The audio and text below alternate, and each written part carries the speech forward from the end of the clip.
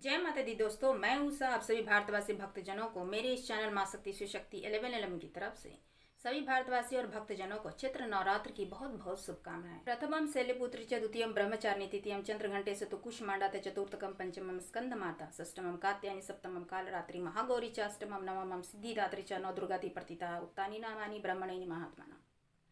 नौ दुर्गा को प्रणाम करते हुए, आदिशक्ति पराशक्ति जगत जननी को प्रणाम करते हुए इस चैत्र नवरात्र की आप सभी भारतवासी और भक्तजनों को बहुत बहुत शुभकामनाएं। माता आपकी सभी अन्न भंडारे भरे, आपकी जितनी भी मनोकामना है वो पूर्ण करे। 19 मार्च 2026 से चैत्र नवरात्र शुरू हो रही है, को रामनवमी के साथ ही यह समापन हो जाएगी। जितने भी पूजा विधि हैं, मंत्र हैं जो सप्तशती में हम पाठ करते हैं, उनको मैं यहाँ पे बताऊंगी और सरल विधि से आप पूजा अर्चना आप कर सकते हैं। हालांकि ये वीडियो जो है बहुत ही लेट आ रही है, लेकिन सबसे इम्पोर्टेंट जो मैंने बताई है कि माता का आह्वान सबसे इम्पोर्टेंट होती है।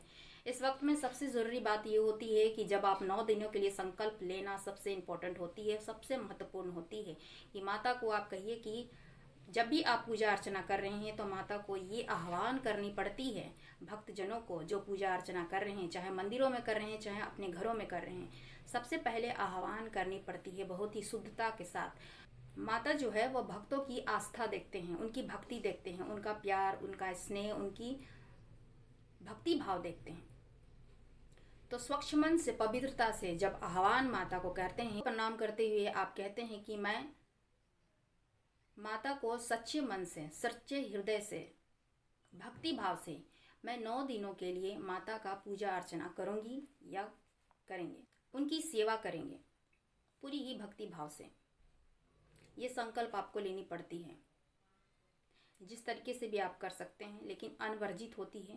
फलाहार आप ले सकते हैं या फलाहार से आप किया जा सकता है, या एक पहर में आप अन्न ले सकते हैं।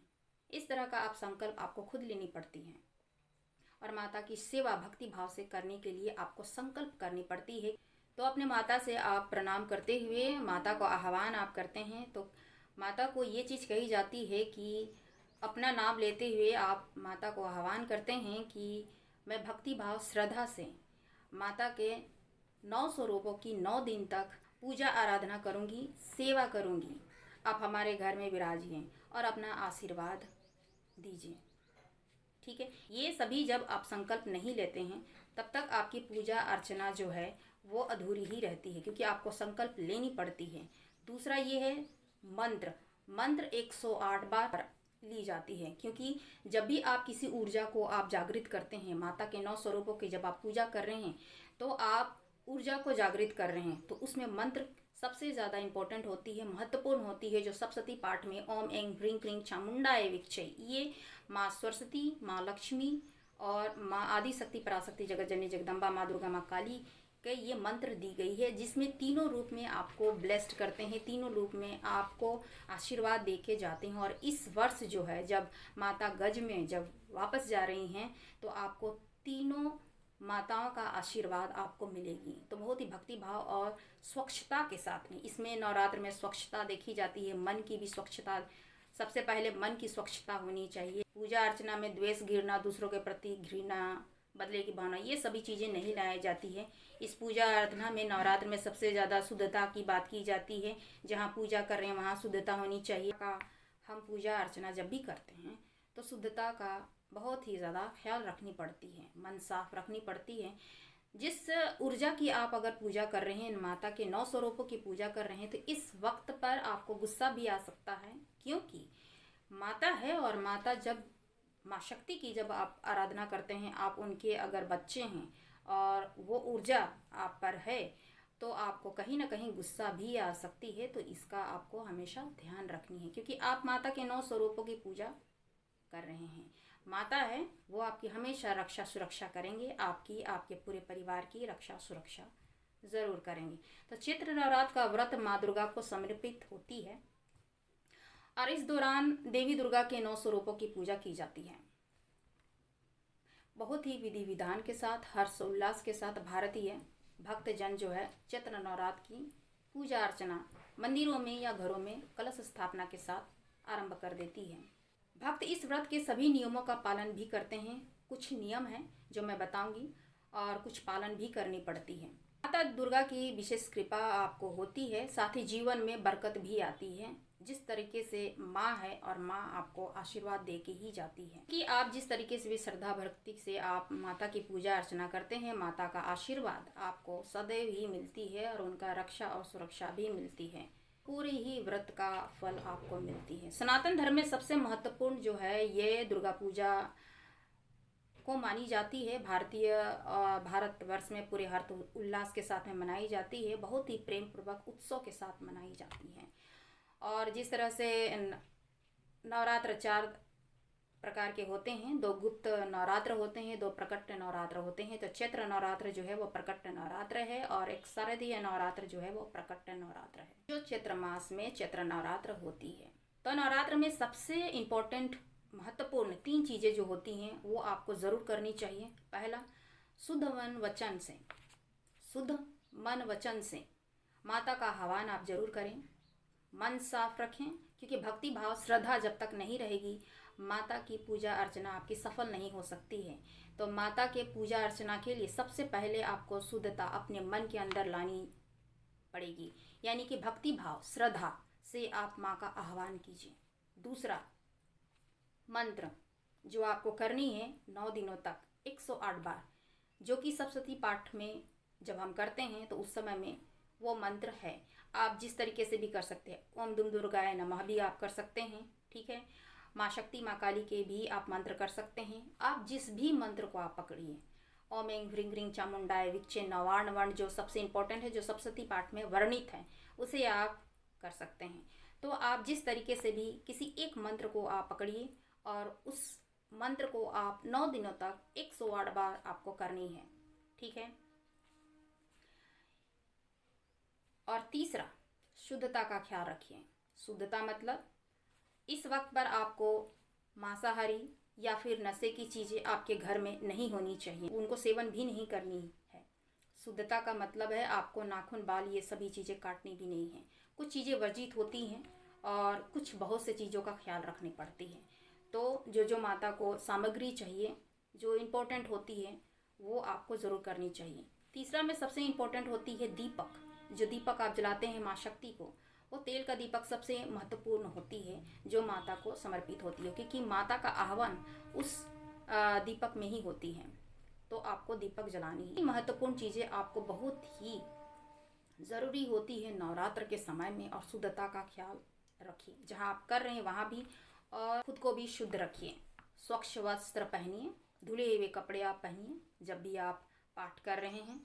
और चौथा ये चीज़ है कि आपको सप्तशती का पाठ आप अगर कर सकते हैं तो आप ज़रूर कीजिए।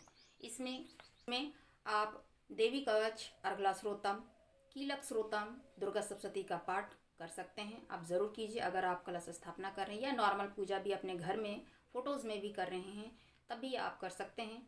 और देवी सूक्तम, दुर्गा चालीसा, क्षमा प्रार्थना और माता की आरती, ये बहुत ही महत्वपूर्ण होती है, ठीक है, इस पूजा अर्चना के दौरान, नवरात्र के दौरान। तो 2026 इस साल 19 मार्च 2026 गुरुवार से चैत्र नवरात्र की शुरुआत हो रही है और सभी मंदिरों में और घरों में कलश स्थापना के साथ में माता के 9 स्वरूपों की पूजा अर्चना शुरू हो जाएगी। और 27 मार्च 2026 दिन शुक्रवार को रामनवमी के दिन समाप्त हो जाएगी।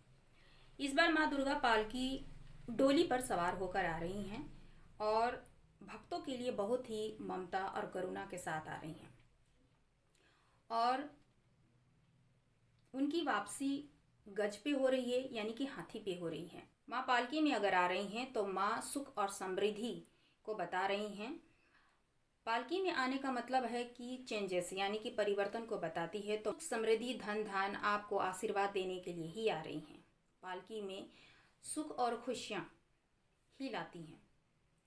पालकी में जब माँ आती हैं तो सुख, समृद्धि, शांति, ममत्व, सभी वो खुशियाँ जो आपके जीवन में जितनी भी रुकावटें हैं, बाधाएं हैं, जितनी भी आपके काम नहीं बन रहे थे, जो भी आपके आशाएं, अभिलाषाएं और मनोकामनाएं हैं, वो सभी आपको प्राप्त होंगी, क्योंकि माता जो है वो गज में सवार होकर वापस जा रही हैं। और गज, हाथी, स्टेबिलिटी को बताती है, यानी कि एक नई शुरुआत को बताती है। गणपति बप्पा क्या है? शुभारंभ है, हर चीज़ की स्टेबिलिटी को बताती है। विघ्नहर्ता है, जो भी आपके बाधाएं हैं, जो भी आपके जीवन में रुकावटें हैं, उन सभी को खत्म करते हुए आपके जीवन में सुख शांति समृद्धि धन धान जो भी आपकी मनोकामना है वो आपको माता आपको देकर वो जा रही हैं। यानी माता आपके जीवन में सुख समृद्धि धन धान हर तरह की खुशियाँ आपको देके जा रही है, स्टेबिलिटी देके जा रही हैं, ज्ञान देके जाएगी, ठीक है, खुशियाँ देके जाएगी, समृद्धि देके जाएगी, धन देके जाएगी। माता के तीनों स्वरूप आपको ब्लेस्ड करके जाएंगे। माता के तीनों स्वरूप आपको आशीर्वाद देके जा रही है। यानी माता के तीन स्वरूप माँ सरस्वती, माँ लक्ष्मी, माँ काली आपको हर एक तरह से आशीर्वाद देके वो जा रही हैं। तो इस नवरात्र में आप बहुत ही हर्ष उल्लास के साथ भक्ति भाव से माँ का स्वागत आप करिए। और हर एक वीडियो में आपने देखी होगी हर एक तरह से पूजा अर्चना, ये सामान्य विधि है। और जिस तरह से मैं 16-17 साल से मैं नवरात्र करते आ रही हूँ, बहुत ही छोटी उम्र से ही, और उन्हीं की आशीर्वाद से मैं आप लोगों से जुड़ी हुई हूँ, उन्हीं के आशीर्वाद से मैं आप लोगों को बता पा रही हूँ। और इसमें YouTube की बहुत ही अहम भूमिका है, जिस तरीके से हम और आप जुड़े हुए हैं। आपका प्यार, आपका स्नेह ही मुझे इस तक पहुँचाई है। तो जितने भी व्यूवर्स हैं, जितने भी भक्तजन हैं, भारतवासी हैं, उन सभी को बहुत बहुत धन्यवाद करती हूँ। प्रकृति की रक्षा करें, ठीक है, मानवता की रक्षा करें, पेड़ पौधे लगाएं, क्योंकि प्रकृति ही माँ शक्ति है। जितने भी धरती में आप देख रहे हैं वो सभी ही प्रकृति के जितने बनाए हुए जो हैं उनकी आप रिस्पेक्ट करें। Save mother earth, save nature and save life, ठीक है। पेड़ ज़्यादा से ज़्यादा लगाएं, जैसे जीवन सभी को स्वच्छ हवाएं मिल सके। और ये माँ का ही एक संदेश है सभी के लिए, जो सभी के जीवन के लिए ज़रूरी है। तो नवरात्र में शुद्धता का ख्याल रखी जाती है। जिस तरह से हम पूजा अर्चना करते हैं, शुद्धता का ख्याल रखते हैं। तो नवरात्र में सबसे पहला चीज़ होती है जो कि शायद माँ आपसे प्रसन्न हो जाए, वो एक चीज़ होती है, क्योंकि माता का शक्ति की उपासना आदि काल से चली आ रही है। शक्ति की उपासना सदा ही भारतीय संस्कृति की आत्मा भी रही है। तो जो भी इस धरती में जितने भी नारी हैं, नारी स्वरूप हैं, उनका हमें आदर सम्मान करनी चाहिए। रिस्पेक्ट ऑल वीमेन, तभी आपके घर में धन धान सुख समृद्धि बनी रहेगी। ये माँ का ही संदेश है। तो हम और आप जिस जरिए से हम जुड़े हुए हैं और जितने भी मेरी बातें दूसरों तक पहुँच रही हैं, यानी माता के आशीर्वाद से मैं जो आपको बता पा रही हूँ, ये माँ का ही आशीर्वाद है। और हम जिस माध्यम से जुड़े हुए हैं YouTube से, तो मैं YouTube को थैंक यू कहना चाहती हूँ, जिससे जो भी संदेश है वो औरों तक पहुँच रही है, लोगों को ये जानकारियाँ मिल रही हैं, वो भी अध्यात्म, वो भी ईश्वर से जुड़ रहे हैं। चैत्र नवरात्र के कलश स्थापना का शुभ मुहूर्त क्या है? तो 19 मार्च 2026 दिन गुरुवार से शुरू होगी और कलश स्थापना के 2 शुभ मुहूर्त बताए गए हैं। तो जिसमें 6:52 से लेकर आपको 7:53 पर आप कलश स्थापना कर सकते हैं। और दूसरा अभिजीत मुहूर्त है 12:05 से लेकर 12:53, यानी कि 12:05 PM से लेकर 12:53 PM तक है। तो ये शुभ मुहूर्त हैं जिसमें आप कलश स्थापना कर सकते हैं। और इसके बाद कौन कौन सी सामग्री है वो मैं आपको बताऊंगी। विधि पूर्वक आप स्वच्छता के साथ आप इस चैत्र नवरात्र को आप ज़रूर करें। प्रथम दिन जो है वो 19 मार्च 2026 को शैलपुत्री की पूजा की जाएगी।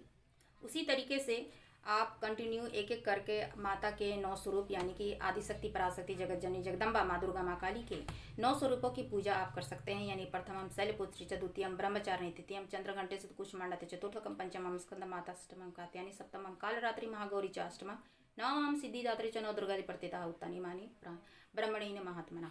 और 27 मार्च दिन शुक्रवार को नवमी है, यानी रामनवमी के दिन समापन होगी। कन्या पूजन जो होती है, जिसमें 9 कन्याओं को आप भोजन कराते हैं, उपहार देते हैं, वो नवमी के दिन करते हैं, जो घर में करते हैं। और पंडालों में अष्टमी को ही कर ली जाती है। इस पवित्र 9 दिनों के पावन पर्व नवरात्र पर भक्तजन को पूजा अर्चना के दौरान बहुत ही सावधानी रखनी पड़ती है। और ये सावधानियों में जहाँ आप कलश स्थापना कर रहे हैं उस स्थान को बिल्कुल ही साफ स्वच्छ रखिए। आप खुद भी स्वच्छ रहिए, स्वच्छ वस्त्र पहनिए और साफ सफाई का पूरा पूरा ध्यान रखिए। ये बहुत ही महत्वपूर्ण होती है नवरात्र के दौरान। जब भी आप नवरात्र कर रहे हैं, चाहे शारदीय नवरात्र कर रहे हैं, चाहे चैत्र नवरात्र कर रहे हैं, चाहे आप गुप्त ही नवरात्र क्यों ना कर रहे हों।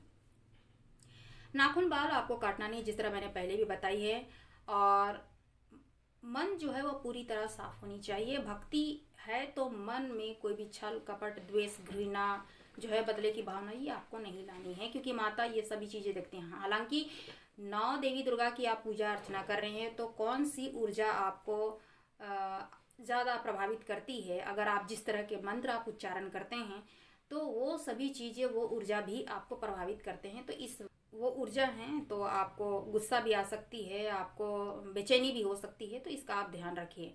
झूठ तो कतई ना बोलें और बोलने वाले लोगों से भी दूर रहें, गलत ना सोचें, क्योंकि माता है, ये माता जो है आपकी गलतियों को, अगर आप मन में कोई भी छल कपट द्वेष घृणा आप अगर रखते हैं तो माता प्रत्यक्ष रूप से आपको पूर्णतः दिखा देती है।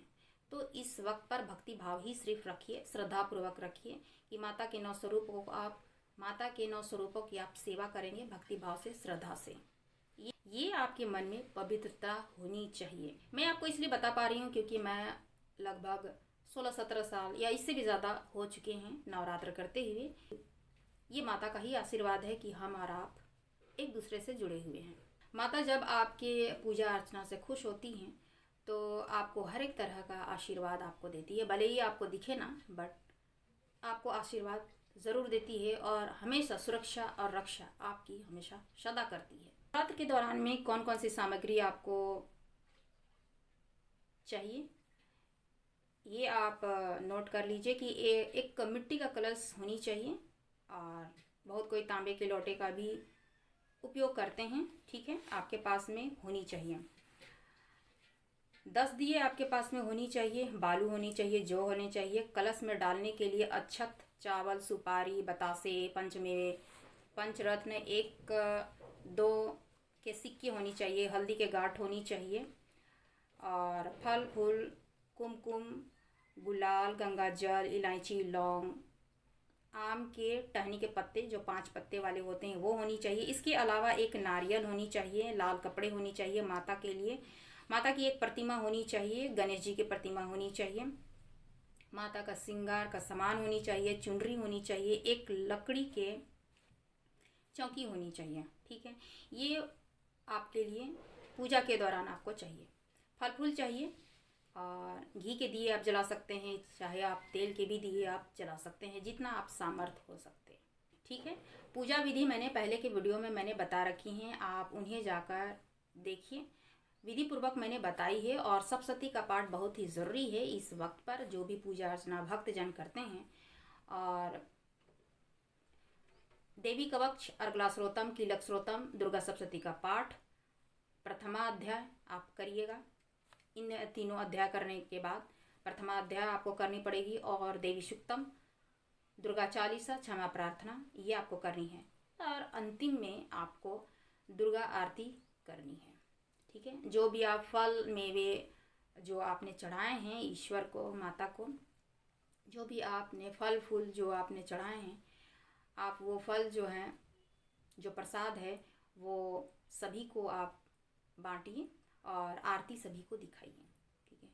और ये पूजा जो है 3 पहर की जाती है पंडालों में, और आम इंसान जो हैं वो 2 पहर भी कर सकते हैं और 1 पहर भी कर सकते हैं, ठीक है। ज़्यादातर सभी कोई 1 पहर ही कर पाते हैं जो कि मॉर्निंग की होती है, लेकिन आपको आरती, संध्या आरती भी करनी पड़ती है, ये ज़रूरी होती है।